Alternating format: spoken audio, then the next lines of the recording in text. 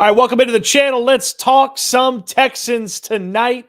And plenty to get to here on the show this evening. It's a live stream, so if you're watching live, I certainly appreciate you.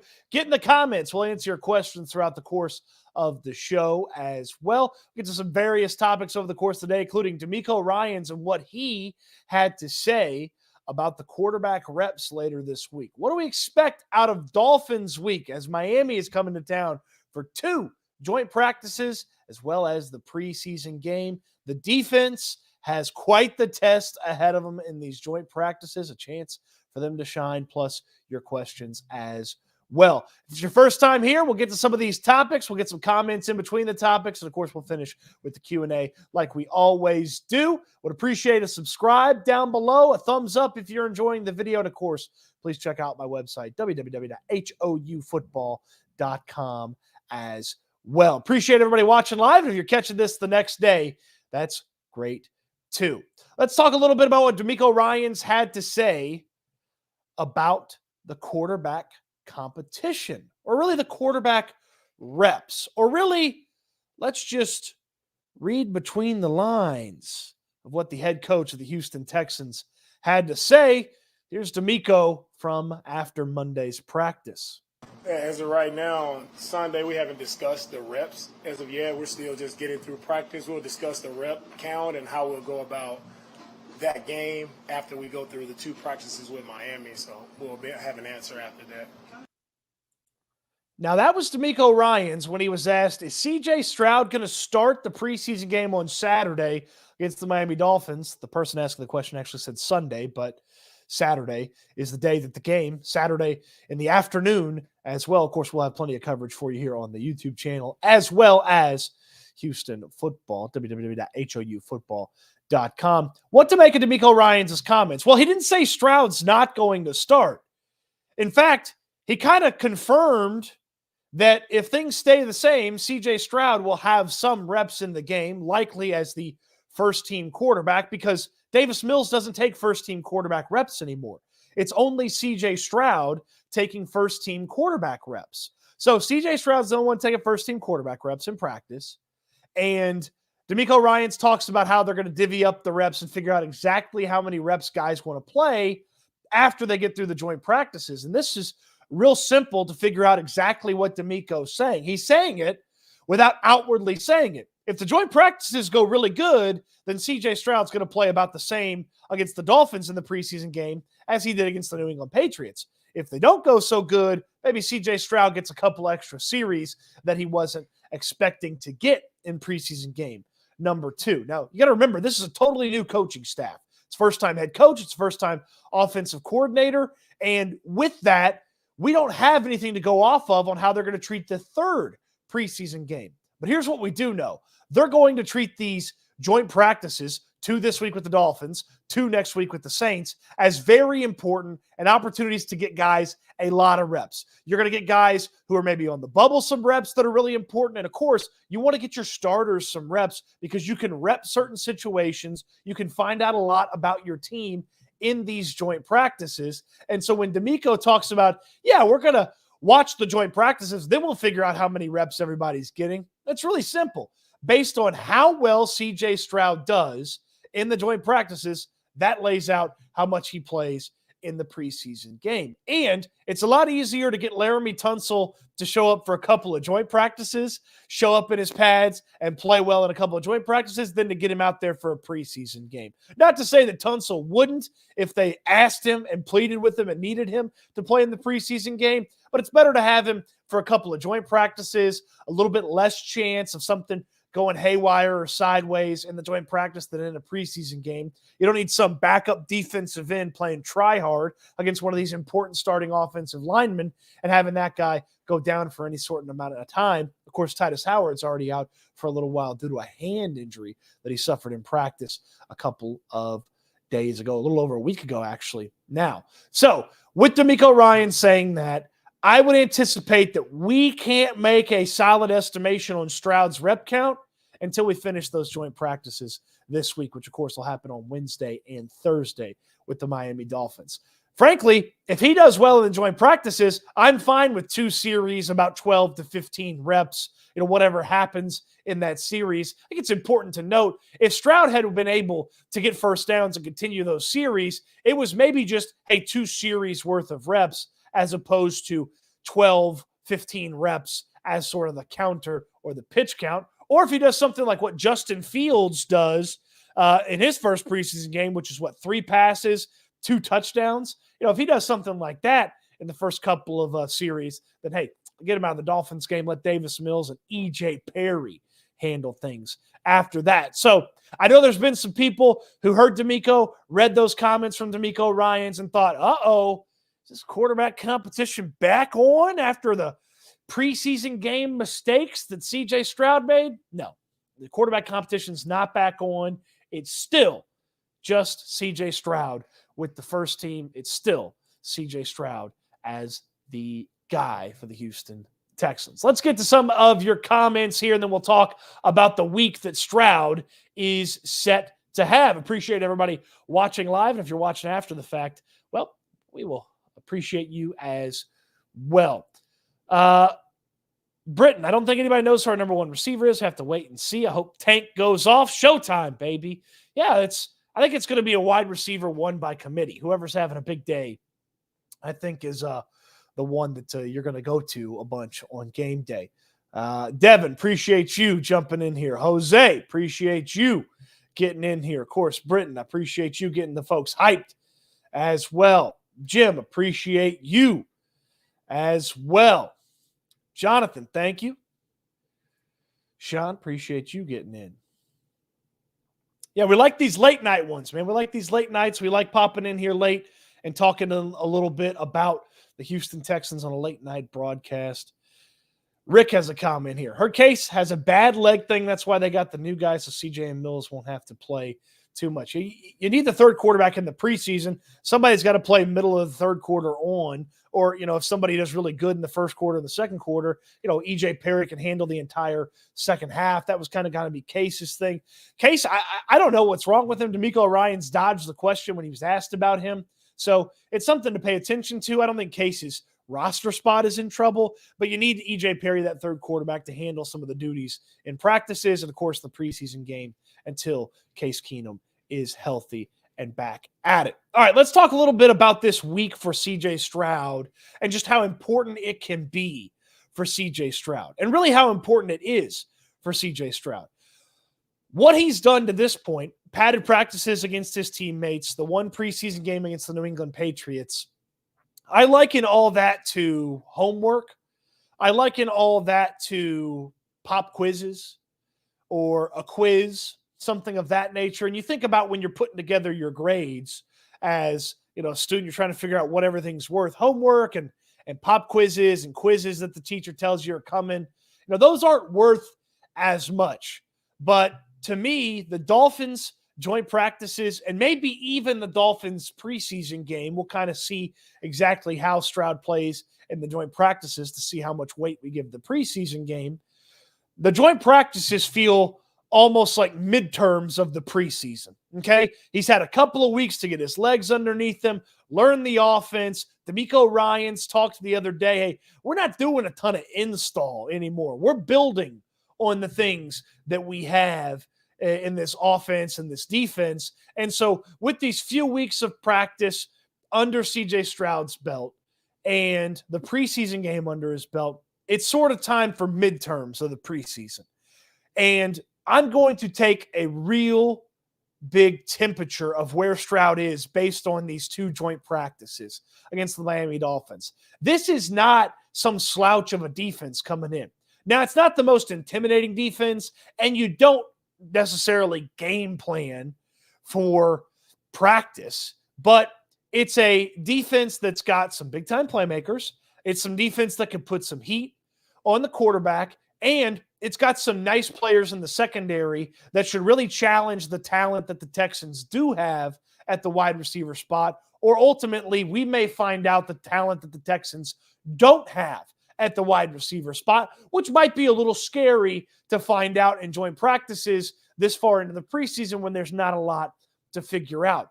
but Stroud against the Miami Dolphins defense and how he performs in day one and then what he's able to do from day one to day two. Because you got to remember, the practice is roughly the same amount of time. It's a little bit different, obviously, than no other team at practice and just going against your own guys, but you're going to see different things. You're going to see different players. You don't have any tendencies in the back of your mind because CJ Stroud's dropped back enough against Steven Nelson, Derek Stingley, this linebacking group, that even if he's trying to ignore what he knows those guys are going to do to kind of just take in the defensive rep, it's still rattling around in the back of his brain exactly what the tendencies of those guys are.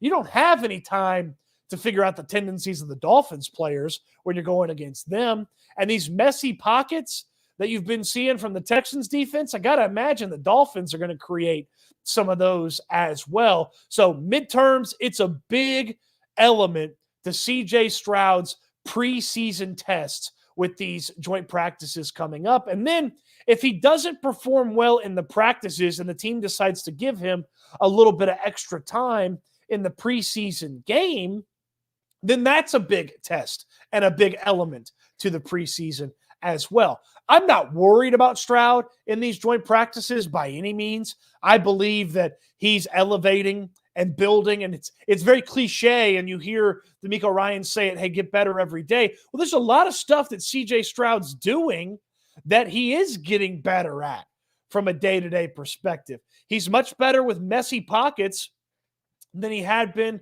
a couple of weeks ago. I mean, just today in practice on Monday, Stroud with a bunch of junk at his feet. You know, it looked like it wasn't necessarily a body at his feet, but guys that sort of pushed in the pocket. There wasn't room to step up. There's a lot of offensive lineman, defensive lineman feet in his area, and the footwork allows him to get set, boom, strike over the middle to Nico Collins. And we've talked a lot on this channel, and I've written about it a lot on Houston football about the messy pockets and handling that and how important it is for CJ Stroud because he just didn't face that a lot when he was the quarterback at Ohio State. So that's something that he's gotten better at. The ability to put together a good day after an okay day. He hasn't had back-to-back okay or bad days since the first week of training camp. So that's a big improvement for him. And even in drills, like today, he dropped back in one of the drills and Stroud misses. He misses to his left, and it was a pass, to the sideline. He was just a little bit out too far. The guy on the left. Well, boom! The very next rep, he's out there and he's right on the money to the next guy in the rep. So there's a lot to like about CJ Stroud's ability to take in the information, develop, and improve. And the Dolphins are going to be a really nice test for him. It's going to be a nice test for Bobby Slowick as well, because guess what type of offense the Dolphins are used to seeing and paying attention to in practice? Oh, it's a Kyle Shanahan-style offense with a couple of tweaks in it. That's what Mike McDaniel runs in Miami. So this defense should be pretty prepared for C.J. Stroud and the Texans offense. And I'll be excited to see Stroud go out there, test some of the Dolphin defenders. How does he react? Okay, you don't want him thinking a lot back there. How does he react to some of the things that he sees on the field? And one thing that I'll be looking for in particular, Stroud talked about it after the preseason game. He didn't trust his eyes. He didn't make the big throw that he needed to make to get Tank Dell, and instead he threw an interception. Is he going to do that in joint practices against the Dolphins, or has he learned from that already? Is he already trusting his eyes? Is he ready to make those throws as he sees those throws develop? And oh, by the way, the most important aspect of CJ Stroud thinking about trusting his eyes is he actually seeing what he believes he's seeing? That's something we'll be watching for at the joint practices, and we'll take care of you here on the YouTube page as well as Houston Football, breaking it all down. Let's talk a little bit about CJ Stroud, some of these comments. And of course, if you have a question that's not quite here about CJ Stroud or the topics that we're talking about, I'll star it and we will get to it a little bit later on in the conversation. So let's talk a little bit about this. Got some questions that we're saving for a little bit later. Yeah, DeMeco called Perry a camp. That's what he is. I mean, when Case is back, they're not going to need EJ Perry. The top QBs right now made rookie mistakes their first year, too. I'm not worried. Not only that, the other rookie quarterbacks made mistakes as well. Bryce Young sailed a ball over his wide receiver's head, real high pass in his game. Anthony Richardson threw a horrible interception. Will Levis threw a horrid interception. Looked like he was playing jackpot. You remember the old recess game where you play jackpot with everybody, you just throw the ball up into a crowd? Looked like he's playing jackpot with the Bears defenders. So, yeah, mistakes happen. It's how do you bounce back from these mistakes? I think Nick Caserio has made that very clear about how he assesses players in his tenure as a general manager, and that's been something that has been adapted to DeMeco Ryans and the way that they look at things as well. So I am excited to see how C.J. Stroud has already learned from the preseason game when he goes against a opponent that is not one of his teammates. Rob the Slob, appreciate you checking in. Christian S., seeing Stroud throw against Jalen Ramsey and Xavier Howard will be telling him. So Ramsey's hurt. You're not going to see Jalen Ramsey or hear about Jalen Ramsey.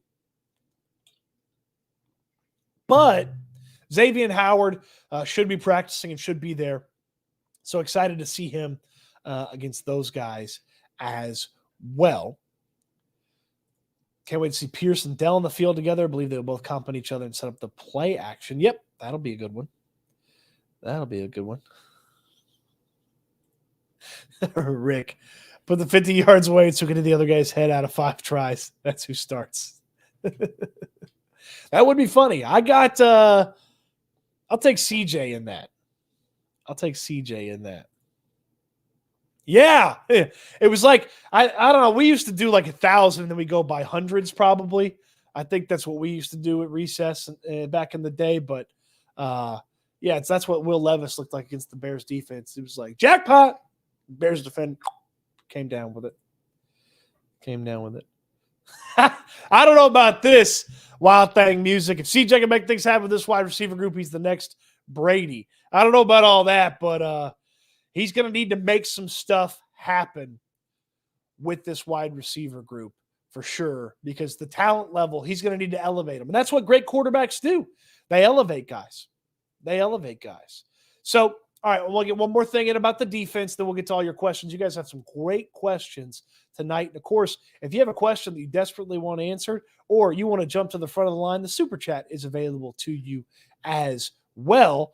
And you go to the front of the line, we'll drop what we're doing and get to some of your questions if you'd like to Super Chat, or we'll get to them in order as we go through. The defense's chance to shine against the Miami Dolphins. So, what am I talking about here? It's joint practices, so there's a limited amount to what you can do. So we're not going to hear about Will Anderson crushing his fellow former Alabama player Tua Tagovailoa. We're not going to hear about that or see that. You're still going to be playing basically, patty cake with the quarterback when you get there. But you're going to let the guy know, okay? You're going to give him the understanding that that was a sack, and hopefully – when they are practicing against the Dolphins, you'll get the opportunity to see plays blown dead. Because right now the Texans, even though the defensive lineman gets there, they'll let the quarterback go and finish the play. And even though it might have been a sack, you still get the work and the rep. I do wonder if officials will be blowing things dead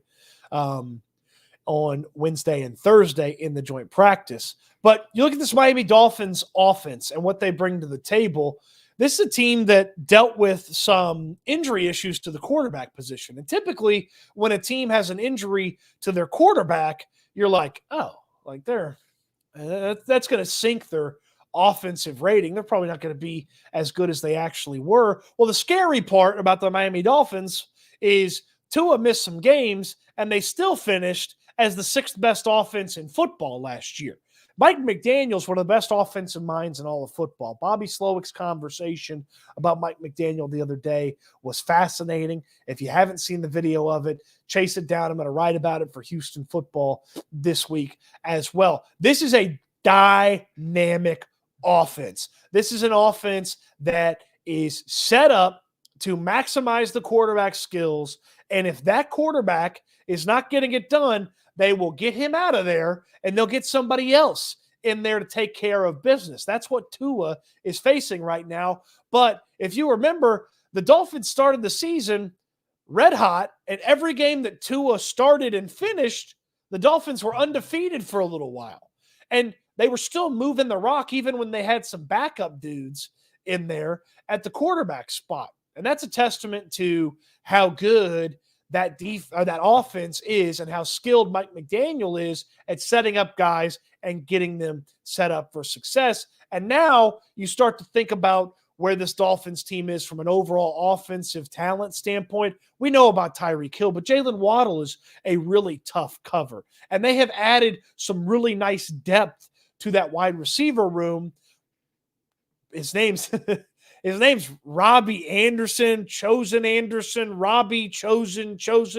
Robbie, whatever his name is. Robbie Anderson's there. Braxton Berrios is there to help out with the slot snap. Cedric Wilson Jr.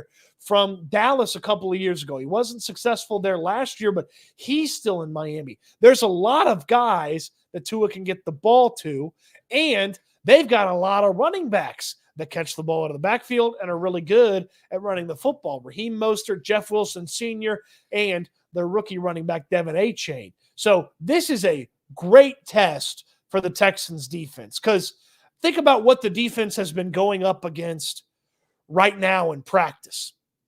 Going up against a rookie quarterback with a lightly talented, right now, a lightly talented and very young offensive skill position group, learning a new offense with an offensive line that's been a little shaky in practice. Yeah, the defense should have looked good. When you factor in those things, rookie QB, young wide receiver room, young running back room, shaky offensive line, and everybody's learning a new system.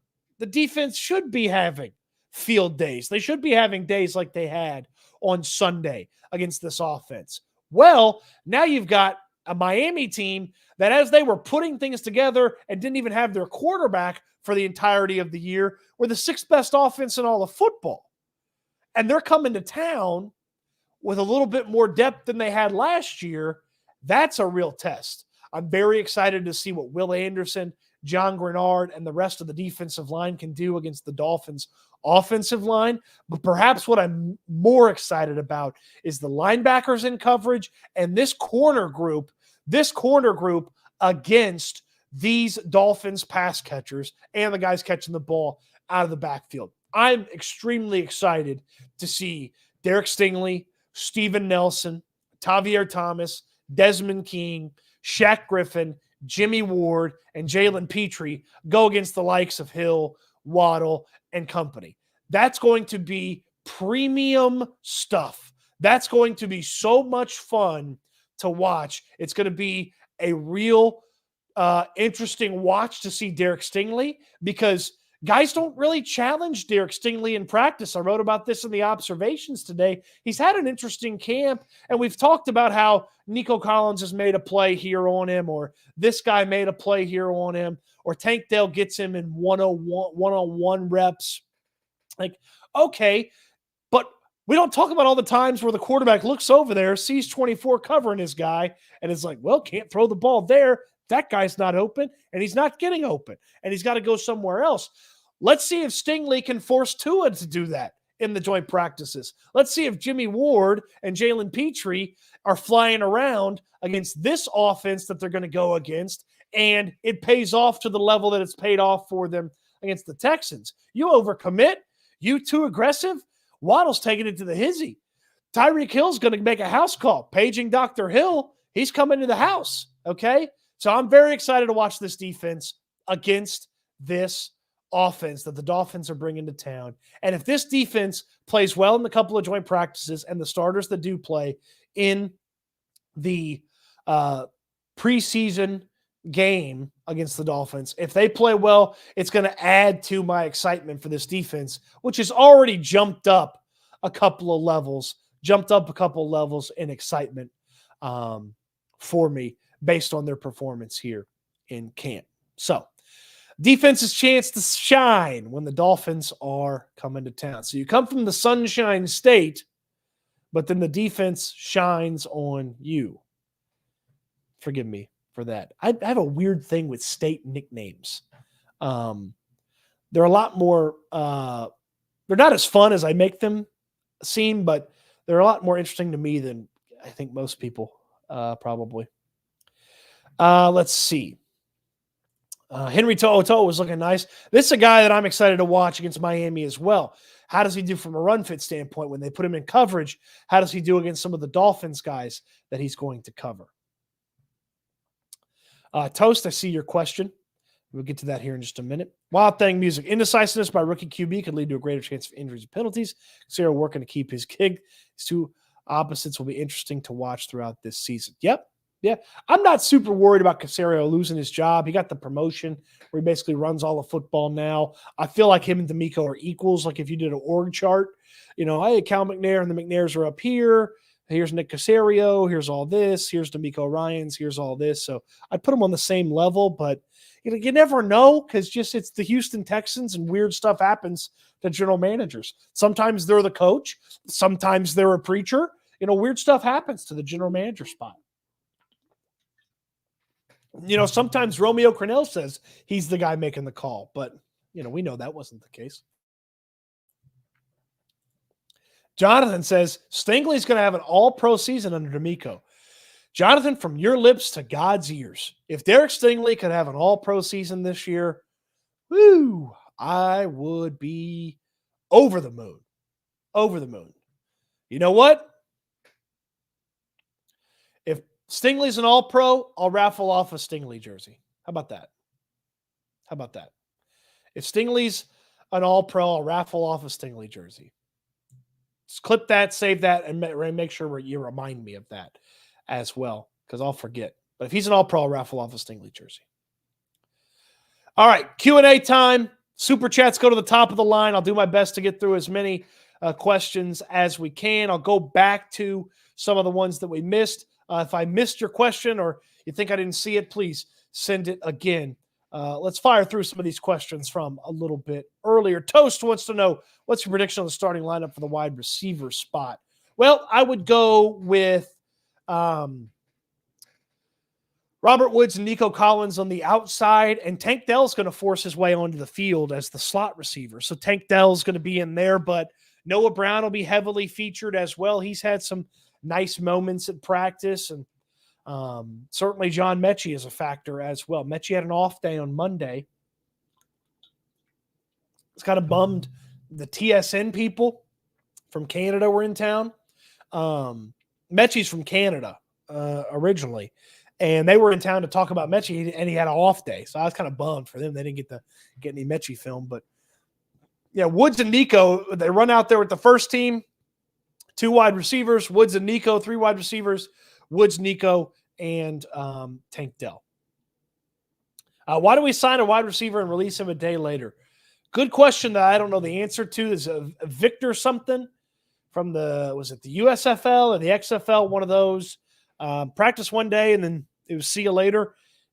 Maybe something popped up that they like at a different position, a transaction, a move, or something like that. But I wasn't too worried about it. I didn't expect him to have any sort of real big impact anyway. How's Shaq Mason looking in practice? Shaq's a rock. Shaq Mason's he's a tough cat, and he looks pretty good.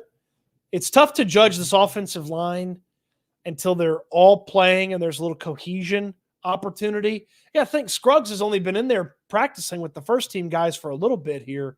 So that's something to think about with this offensive line. There is some cohesion time that you need to get to.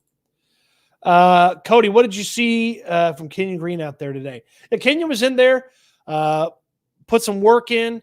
I did find it interesting that he sort of took a break. I don't know if he was banged up, just needed a breather. They're still working him back from the injury. But Keaton Sutherland, who is a third-year guard on his 5th NFL team, played some snaps in Kenyon's spot. So I don't know if it was just a rest or something like that. Is our O-line going to be the starters with CJ except Titus? In practice, yes.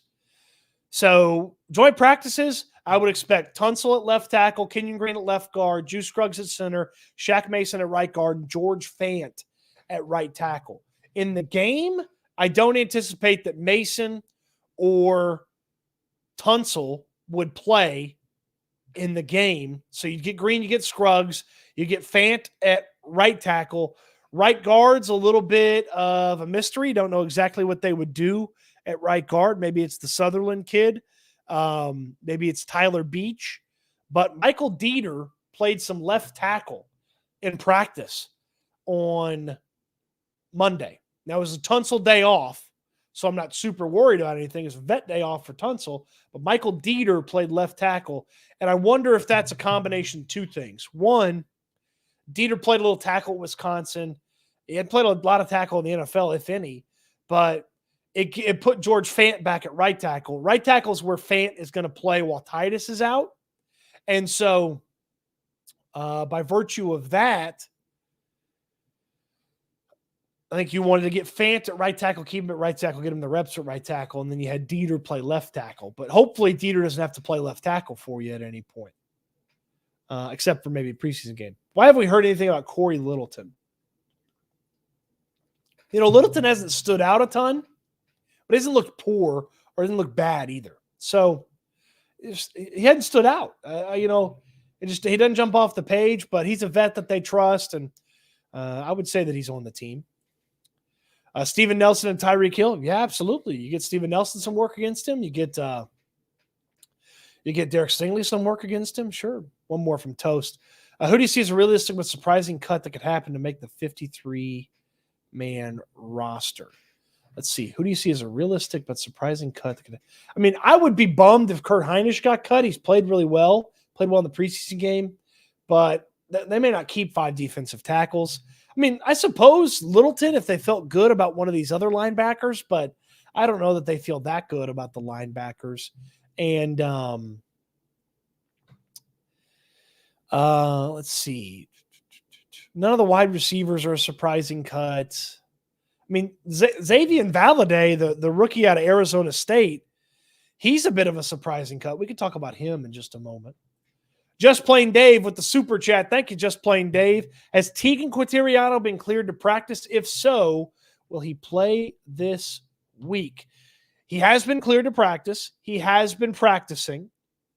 And I would think as they ease him back in from his injury that, yes, if healthy, he'd play in the preseason game. But I don't know if they want to rush him. So he's taking some light reps at practice, so still working back into things. So I would think maybe still some light work this week. I don't know that's totally for sure that he'd play in the preseason game on Saturday, but joint practices against the Saints. Hopefully by then he's full go, and then perhaps even preseason game 3, Tegan Quateriano. It's good to go. But yeah, he started the preseason on the PUP list and is off the PUP list and will be practicing, and I'm sure practicing a little bit more as he gets ready.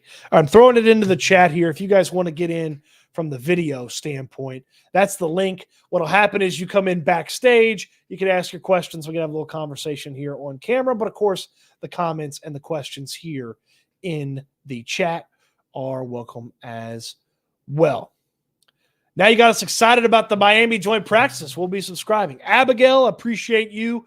You're very active in the comments on YouTube as well, and I appreciate your interaction. And if you'd like to subscribe, I certainly would appreciate the support. I appreciate everybody from the free subscribers to the paid subscribers to the people that watch here on YouTube. And of course, the subscribers, I'm talking about the Houston football website, www.houfootball.com. This is an underrated aspect by Abigail. Yes, you can learn by other people's mistakes if Tua makes a mistake, but you can also learn from watching Tua do it well. And this is something even that the Texans had mentioned about C.J. Stroud watching Davis Mills and Case Keenum. You can pick things up from watching guys operate who have been in the league longer than you. So this is a great point by Abigail. Good job, Abigail. Let's see. Do you see Tank getting a noticeable amount of reps, ones during joint practice and in the game? Yes. I mean, D'Amico joked with him the other day. Tank was coming in for his press conference as D'Amico was leaving, and then D'Amico turned around and popped his head, and he said, "Hey, quit trying to tear apart my defense." I'm paraphrasing, but they were having some fun with that, and Tank has forced his way onto the field. He gets open. They're gonna put guys on the field that get open. Seems like they're grooming To'o to be their key middle linebacker, or Mike linebacker, excuse me. I love what I'm seeing so far. To'o has been really impressive. And yes, I would think that long term, he's a guy that they hope to trust, in the future at the linebacker spot. Because, Perryman's on a small contract. Littleton's on a small contract, not the position that Cashman plays. Cody, give me your top 5 Texans staff. For example, mine's D'Amico, Frank Ross, Caserio, Slow, and Hannah. JJ, this is funny. All right. D'Amico's number 1 for me. Just he sets the tone and gets everything squared away and ready. So D'Amico's number 1 for me. I'm going to put Slowick 2. I've been really impressed with Bobby Slowick. I like listening to him talk football, and I like the approach that the players have talked about that Slowick has had. So I'm going to put Slowick number 2. I'll put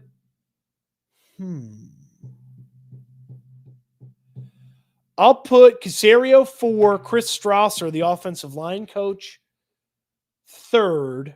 I did that in the wrong order. And 5th, I'll go rest of the front office, which will kind of encapsulates everybody. Jose, did you do the hat raffle already? Yes, I did.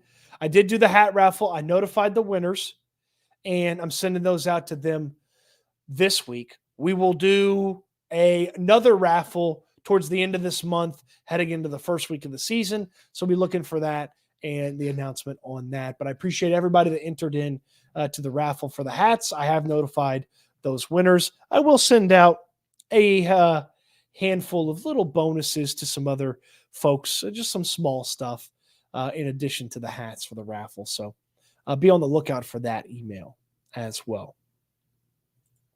Sean G, I thought you were going to say if Stingley's an all-pro, get another pizza party. There's progress on the pizza party. Okay? There's progress on the pizza party. I've talked to some people about getting some things together. Also, Pizza Hut, the new sponsor of the Houston Texans, the official pizza of the Houston Texans. Maybe some Pizza Hut stuff could take care of us. There's progress on the pizza party. Might be progress on a barbecue party in the future as well. You never know what we're going to get into. Never know. Britton, Stoots, I have 2 tickets to Miami, joint practice with Houston the 16th. I can't make it. You should help me give them away. Britton, I appreciate this. Can you send me an email? CodyStoots@gmail.com, CodyStoots@gmail.com. Send me an email. Let's have a conversation about this and figure out something cool to do with this. Kind of disappointed with Mechie's position on the depth chart. I really want to see more of him. Still working back from an injury, too. You got to think about that because he didn't have your typical rehab year because he was dealing with the leukemia diagnosis and the cancer diagnosis. So it wasn't your typical rehab year. So there's still work back from that. And they're being very cautious with bringing him back, not giving him too much. But when he has practiced, there's a smoothness to John Mechie's game. And I hope we see a little bit more Mechie throughout the joint practices in the Dolphins game as well. Are we talking about how Petrie could have played the receiver and possibly knocked the ball out on that 20-yard pass by Zappe to Thornton? I really wanted Petrie to light that guy up. And I do wonder if there was a conversation about that with Petrie and the defense about if you're going to play the ball, you got to make a play on the ball. You can't be trying to catch the ball behind the guy. And if that's going to be the case and you feel like you're not going to make the play on the ball, light the guy up. So, yeah, I was disappointed by that play. I don't know that that's a play that Petrie's going to mess up again. Did you already touch on the scuffle today? Who flew in? So I did not touch on the scuffle today. So there was a kerfuffle, a scuffle, a exchanging of words between basically the entire offense and the defense. It started with a couple of guys jawing, and then it was some pushing and shoving. And the next thing you know, it's a mass of Houston Texans humanity. And some player came flying in over the top into the pile or into the group of players that were having words with each other. And I asked Denzel Perryman about that after practice. I was like, hey, was that you flying? And he's like, no, that wasn't me. And we already talked with the guy about not doing that. So Perryman knew who it was. He wouldn't say who it was, but he's like, hey, we don't do that when we're having the words and we're doing a little pushing and shoving. That's not the way we approach things. You know, it didn't want to say an unwritten rule, but kind of alluded to the fact that was an unwritten rule of how you approach practice scuffles. Stroud going to play more than a quarter on Saturday. Ask me Thursday or Friday. I hope he does. Any word when Sheldon Rankin's be back on the field? Rankin's been practicing. He's a big fella too, man. Him and Malik Collins blew up some running plays past couple of days. Man, they've been filthy. They've been throwing that interior offensive line around. Final prediction on how many wins we have this year. Final prediction will come out the week of the Baltimore game. Okay? That'll be the final prediction.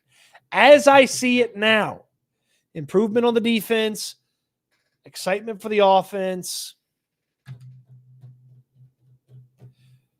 7 wins for CJ Stroud. Number 7. I'll say 7 right now. I want to get excited. I want to get more excited. 7's a jump up from, I think, 6 or 5 when I first played the win-win, loss-loss game.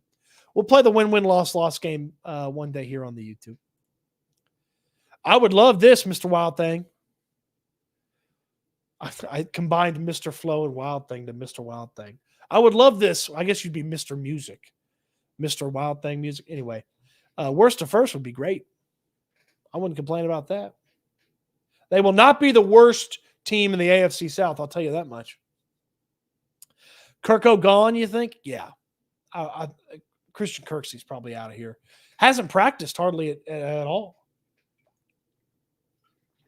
Hadn't practiced hardly at all. It's Rex Burkhead, a Houston Texans employee. He is not. Falcons released Michael Walker today. Had 100-plus tackles this season. I bring him in, give him a look. They're pretty good on linebacker. So they got Perryman and To'o. They got Cashman and Christian Harris. And then they've got Littleton as backup. And then they're kind of trying to figure out that last linebacker spot. Maybe it's Jake Hansen. Maybe it's Garrett Wallow. I don't know that. I mean, look, I'm not going to sit here and tell you a guy had 100 tackles last year's not any good, but they may be pretty comfortable with their guys. Haven't seen as many, add a veteran, kind of change around things that we've seen in the past couple of years from Nick Caserio. Burkhead's a lifelong Texan. I'd be happy if we just never talked about him again. Tough, smart, dependable. Texans worthy. Stop it. Get some help. Most possible ways we can beat the Ravens week 1 because they're obviously favorites.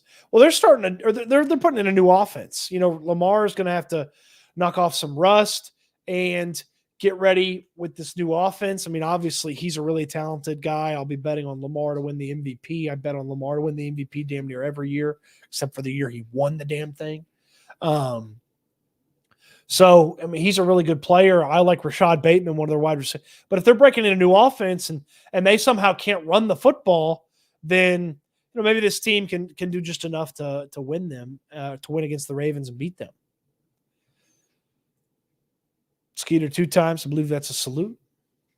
Salute to you. I don't know, man. I don't know. That's a Casario question that hopefully he never answers. Because I don't want to talk about Burkhead anymore.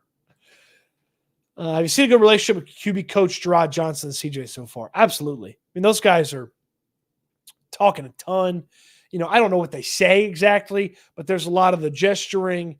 CJ makes a mistake. Gerard's over there. They're having conversations. So it's I really like what Gerard brings to the table as a quarterback coach. I'm biased because I hung out with the guy. I've talked football with him. I've hosted radio with him. So I'm biased, but I'm excited. Just plain Dave. Dang, I was wanting one of those hats. I'm sorry, just plain Dave. The raffle is as the raffle is. I'm sorry. There will be plenty of opportunities to still win raffle items over the course of the season. And I feel like this, is a fun aspect of the raffle. One of the winners on the raffle, and I'm not going to say the name because you guys don't need to know who won, but I think it's fun. One of the winners is an international winner. So I'm headed over to the FedEx or the UPS or something, and I'm shipping him the hat internationally. So, that was fun to find out. We got some international fans here on the YouTube page. So I appreciate everybody watching wherever you watch from. If it's from Houston, the surrounding areas, Texas, anywhere across the country, I really appreciate everybody who checks in on the YouTube page. Let's keep firing those questions. We'll get through a bunch more here. Even though Willie Anderson has been killing it, I still can't get with number 51. So Chris Long, who is Howie Long's son, who played in the NFL for the Eagles, the Rams, the Patriots, he had Will Anderson on his podcast last week, and he was giving Will Anderson a hard time about number 51. And Anderson said he heard from a bunch of his teammates and friends about you go from bad number to bad number. If Will Anderson makes 51 cool, we're all going to be just fine with that. That's the plan. Go make 51 cool, okay? That's the plan. Cody, do you think any of the rookie wide receivers, Mechie included, will surpass Noah Brown as wide receiver 3 before week 1? I mean, Tank's going to go on the field before Noah. I would put Tank out there before Noah. Tank gets open, man. He just gets open. So, yeah,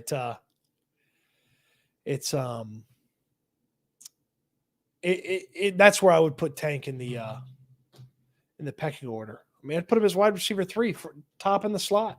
I know what the depth chart says, the release. Don't worry about the depth chart till we get to game 1. Okay.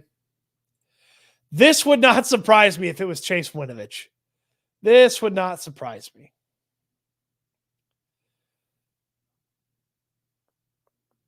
Let's see. Over under is 6.5 to be fair. Yeah, I mean, Vegas kind of has it pegged. JJ Stagger, 3 deep and defensive tackles looking nice. I'll even throw Roy in. Haven't been able to say that in a while. Roy Lopez played really well here in the preseason so far. So between Rankins and Malik Collins as the starters, Hassan Ridgeway and Roy Lopez, there's your 4. And if they keep a 5th, Kurt Hinish will be that guy. If we can blow up the Ravens, we win the South. They beat the Ravens. We are all going to be reassessing how good we believe this team can be. And we'll probably be reassessing how bad we think the Ravens are going to be. And I'll probably immediately tear up my Lamar Jackson MVP ticket. Yeah, Aaron Wilson said it was Chase Winovich jumped over the top. That's not going to help.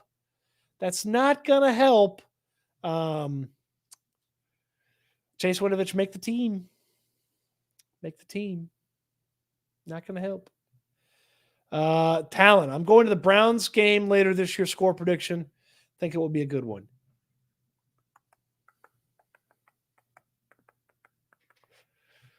$17-10 Texans win. There's one of your 7 wins right there. 17-10 Texans win. Squeak it out.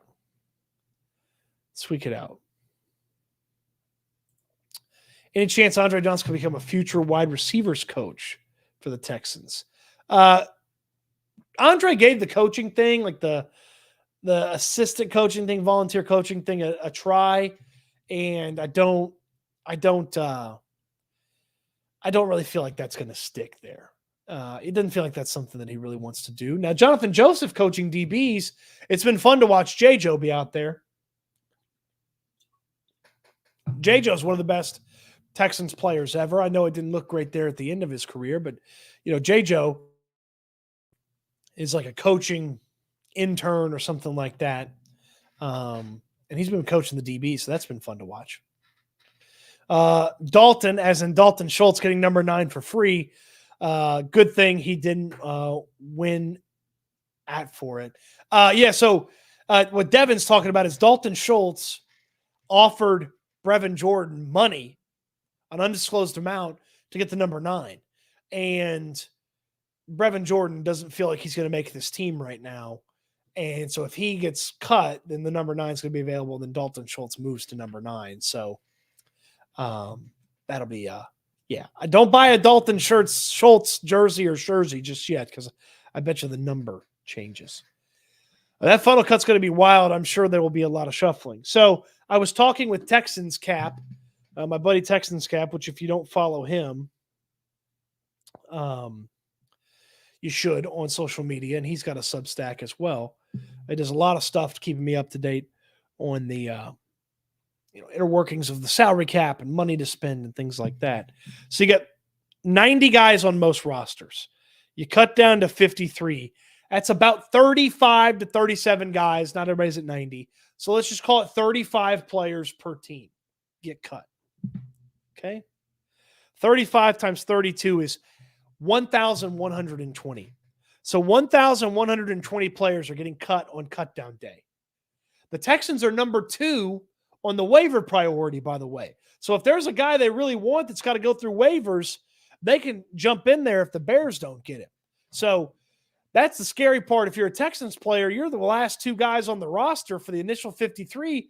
Your spot may not come available, or your spot may come available because the team wants to get somebody else. But over 1,000 guys get cut on cutdown day. That's rough. I don't like that the NFL did that.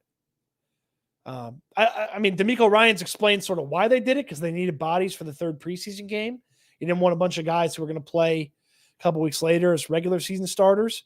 You don't want those guys, in there, but man, that stinks. Darwin, appreciate the compliment. Thank you. Darwin Lemon. It's a good name.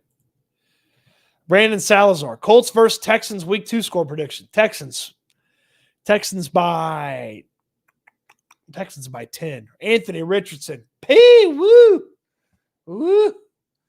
Anthony Richardson stinking the joint up in his first preseason game. It looked like he was trying to play blitz at the quarterback spot. It looked like he was trying to play blitz. He just kind of did like the, in Blitz 2000, you do the jump throw with the quarterback where they kind of throw it from like way down here while they're jumping. Well, he was like on his right leg leaning back, and he just fired that sucker away right to a Bills defender who took it back the other way. And I do not believe in Anthony Richardson. Didn't believe in him before the draft. Don't believe in him in Indianapolis. They're in a tough spot in Indy if he's not good. And I don't believe he's going to be good. Oh, whoa. Now, some of this about Bobby Slowick here. He worked the Magic. He worked with Purdy. Stroud could be an MVP. Man, I'll settle for Offensive Rookie of the Year.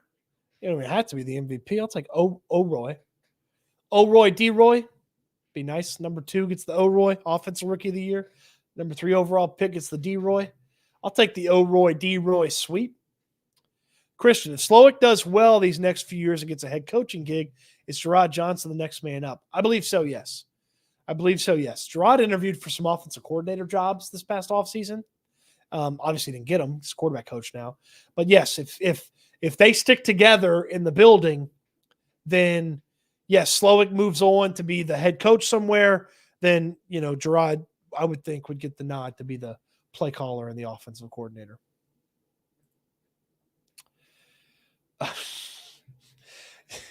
This is an anti-Rex Burkhead show. It's a good question. No more No more Burkhead. Earl from the Bahamas. How's Kenyon Green looked in the passing game? It didn't look good in the preseason game. If you watch the play, it was the 3rd and 4 play. And Green locks his man up and then just kind of keeps getting pushed back. And ultimately, him getting into the pocket is what caused CJ to run. And then George Fance guy came and made the play. It was a 2-yard rush and forced a 4th down. And that was it for CJ. And that was the end of his day. I hopped on with the guys at Channel 11, KHOU. Jason Bristol, Matt Musial, fantastic dudes. I had a lot of fun being on TV with them the other night. Check out their work. They do some great job. They're a great job over there at KHOU. And we were talking about players that have taken a step back since training camp got started and players who've taken a step forward. I put Kenyon Green in the step back category, not because he's taken a step back, but Kenyon Green has not taken a step forward. And so that's the scary part. It's like it doesn't feel like he's much better than he was last year when he had a disappointing rookie year. If Grenard is a good year with Anderson, the 51 and 52 connection will work real well. Yeah, that's true. That's true. Dylan Cole's the only 51 I can remember on the Texans before that. Ooh, good question. Good question. What number did Kylie Wong wear? He wore 52. One of the OG Texans. Kylie Wong. Good dude. Still see him working out at the gym every now and then. Yeah, I can't remember a lot of 51s in the history of the Texans. I don't know. I will buy that jersey his first multiple sack game, 51. Might be week 2. 51 doesn't look bad on Will Anderson to me. Hey, make 51 cool. Okay? Do I need to get red hats with white?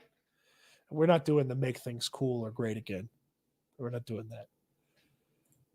Sean G, is there a particular player that you need to see a solid performance in the next 2 preseason games to ease any concerns you may have? Kenyon Green's a great one. The cohesiveness of the offensive line is something that I would like to see. Any tight end that's not Dalton Schultz. So, I think those would be the ones that jump off the page to me. Hope to get 5 on the interior D line. 4 seems really slim to me. So that's what they did last year in San Fran. That's kind of why I'm hovering on that 4 number. But 5, especially if there's a chance to kind of have some unique fronts, maybe. 5's not out of the question from the defensive tackle spot. I'm waiting for the new jerseys to come out to buy any. Yeah, that's actually a good call. If you do make an investment in a jersey this year, there's new ones that come out next year. So maybe you go with the jersey this year, and then you get the new stuff with the jerseys next year. I don't know. Yeah, I go 51 jersey. Yeah, Will Anderson, 51 jersey. Let's see. Ooh, Texans-Bucks game. Got to be a W. Sure. That'd be nice. Oh, I hope I'm saying your name right. Ayad answered Sean G's. Yeah, it'd be nice to see a little bit more out of Stroud too. Certainly, I've been pretty happy with his practice performance. So the preseason didn't bother me too terribly much. All right, let's get to a couple of more questions here. Well, kind of, but not really. So they got over 1,000 guys get cut. 16 team practice squads, or 16 player practice squads. So 500 of those guys, a little under half of those 1,100 are going to end up on a practice squad.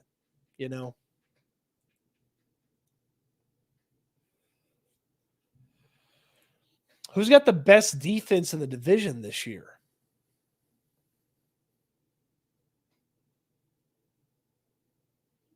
It's probably, could this be the Texans? Giovanni, good question.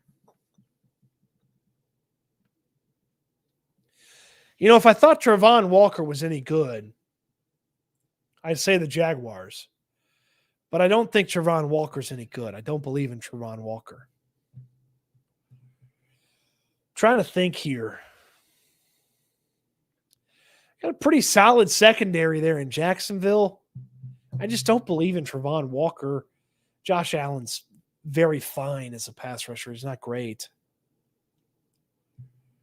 Screw it. I say the Texans. It's not the Titans. It's not the Colts.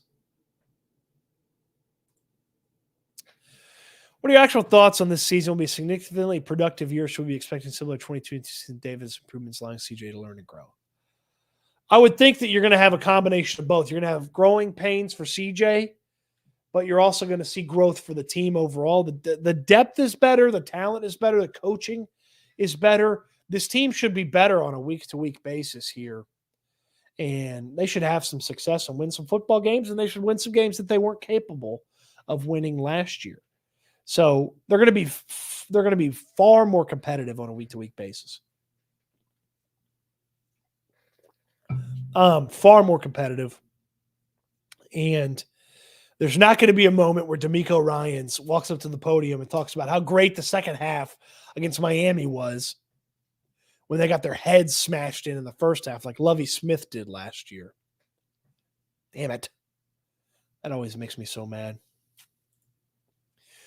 I love when Keenum drilled that one wide receiver in the face last game. But had some zip on him still.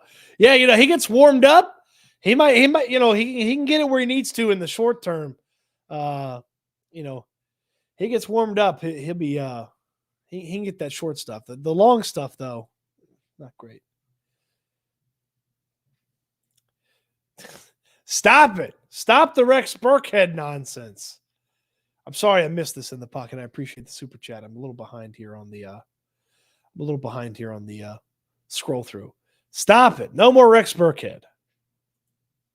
Okay? No more Rex Burkhead. Yeah, I'm looking for that on the socials because it's still applicable here for the next couple of days. So I'll see if I can snack that from Jason and Matt and throw that on the Twitter machine. At Cody_Stoots, by the way, if you would like to follow me on Twitter.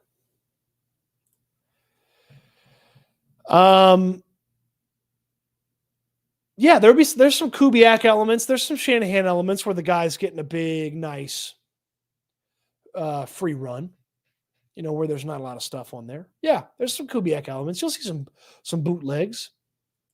You can see some bootlegs. Yeah, it's going to be rough, man. There's some really good players that went after him. If Green doesn't show up this year, it'll be one of the worst.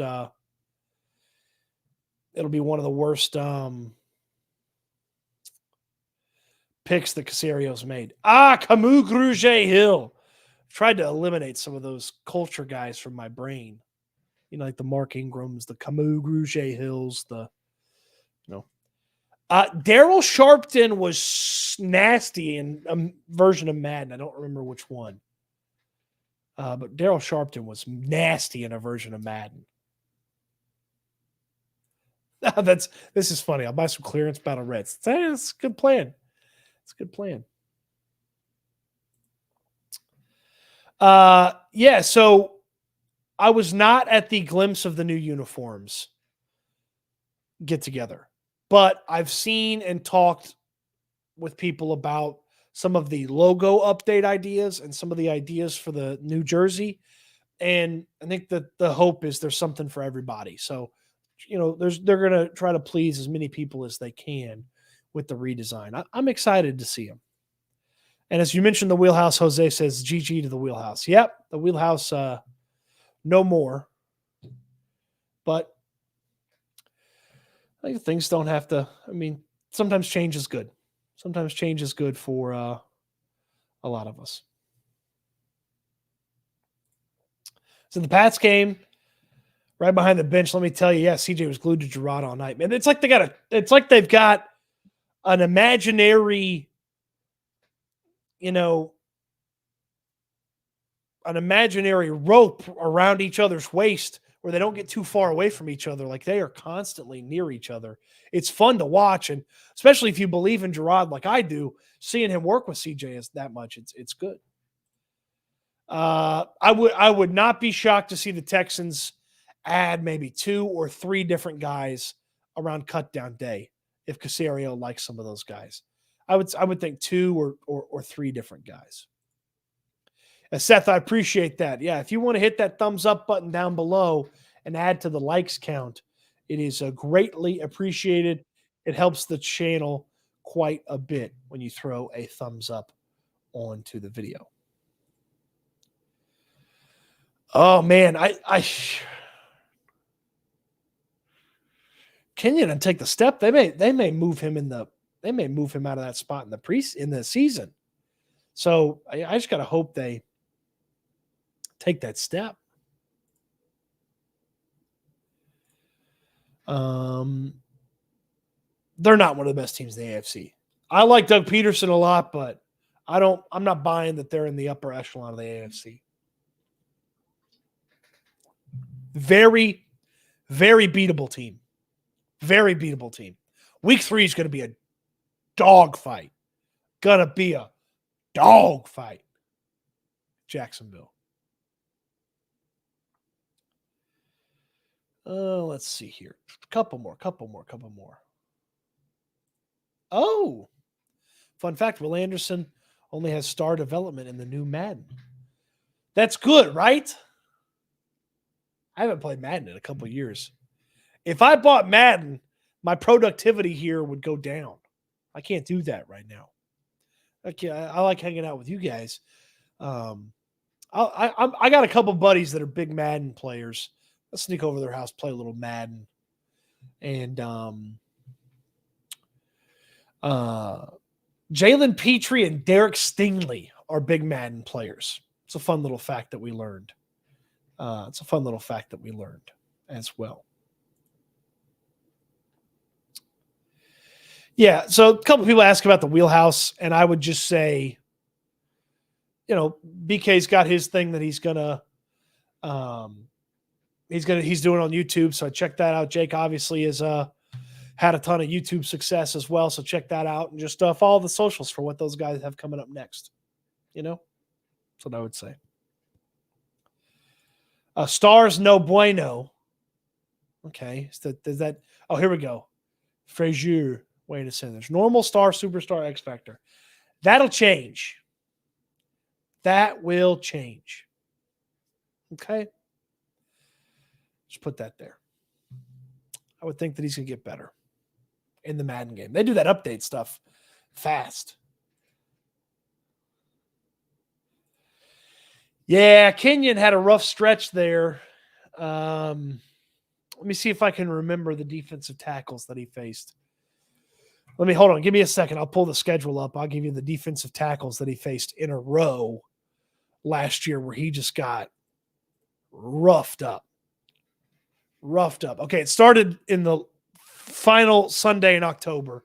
It was Jeffrey Simmons with the Titans. Then it was Fletcher Cox and Javon Hargrave, Philadelphia. Then it was Dexter Lawrence. Then it was Jonathan Allen. Then it was Christian Wilkins. I mean, that was a 5-week stretch of hell for Kenyon Green.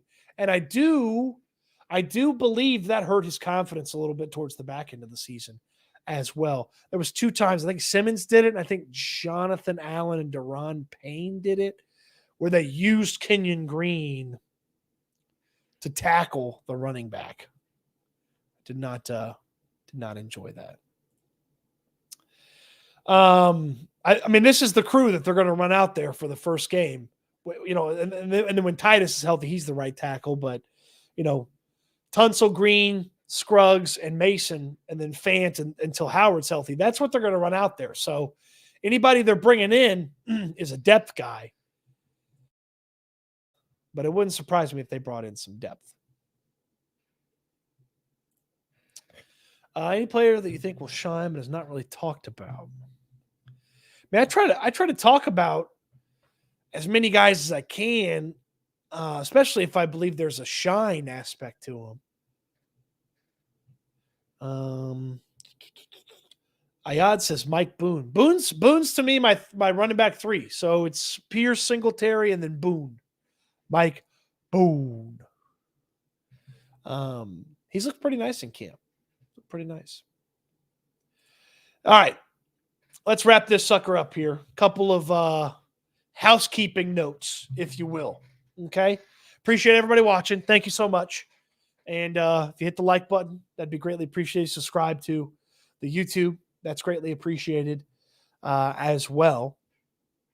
Some housekeeping. So raffles in the books, the one we did for a couple weeks ago, that raffle's in the books. All right. We'll do another one. We'll get it going towards the back end of this month. So we'll get that going. And I'll tell you guys all about that once we get that all set up and squared away. And it'll be a lot easier to enter than it was last time. Okay, so that's the raffle update. Working on the the prior to the start of the season pizza party. Working on that. Okay, I'll start putting up some stuff in the description about getting maybe a head count, something like that.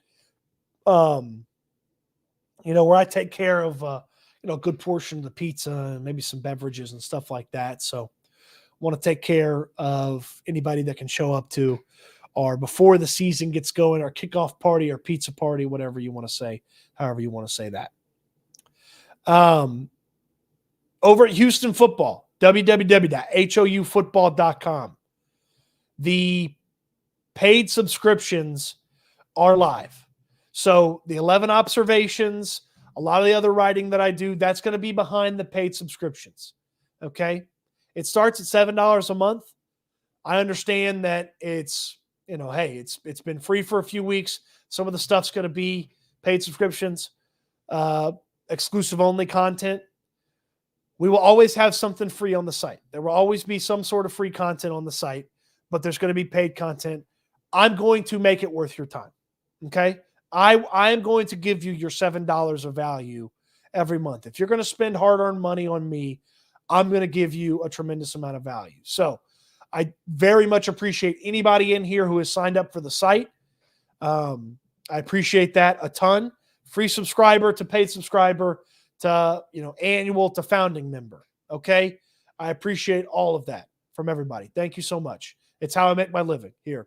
The ad revenue from YouTube, the site as well, the subscription model that I put together. I'm going to make it worth your money. I promise you.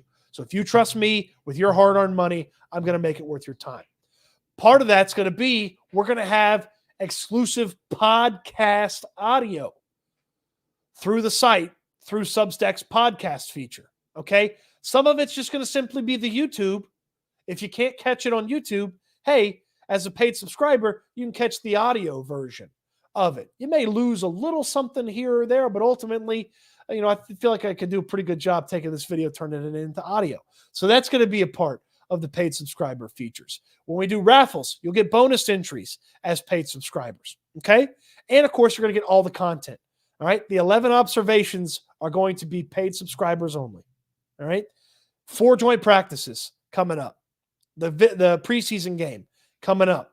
You don't want to miss that. All right. The 2 against the Dolphins this week. I'm going to New Orleans next week. I'm going to be boots on the ground in New Orleans for joint practices, covering that. So, again, the paid subscriptions are available for you.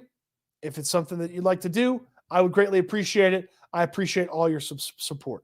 From a like on the video to subscribing to the site and everything in between, this is so much fun that I get to do this. It is a dream to me that I get to do this, and I very much appreciate everybody. One quick thing about El Mario. Any news on why V. Bolden got released early? I don't know. He wasn't going to make the team. He wasn't one of the 7 or 8 best wide receivers in camp, so I don't think it's necessarily a big deal. If there was something nefarious about it, I suppose we would hear by now. But yes, he was signed yesterday. He practiced, and he got waived. So there's that. There's that. All right. Okay. Took care of the Bolden thing. Any other housekeeping? What are we missing here? I think that's it. Again, as I say every time on these, I'm so grateful that you guys want to come hang out, talk about the Texans here. We do these a lot of times late at night. We'll do some after the games. We'll do some stuff over on Landry Locker's channel from a post-game standpoint. So check out Landry's stuff.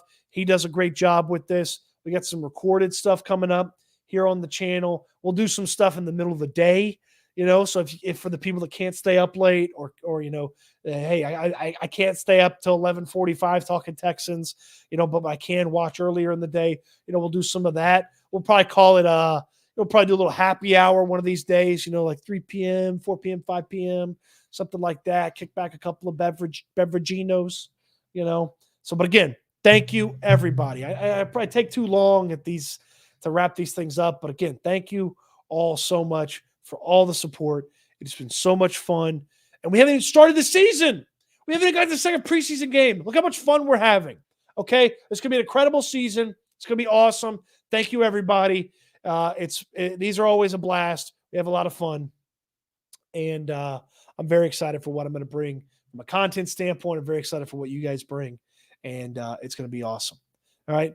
Ayad knows how we wrap this sucker up. All right? Devin knows how we wrap this sucker up. It's my charge to you. It's my hope for you as well. And as Christian says it, we'll wrap up on that. I really do hope this for all of you. Eat good, sleep good, be good. Thank you as always. And let's talk Texans again here real soon.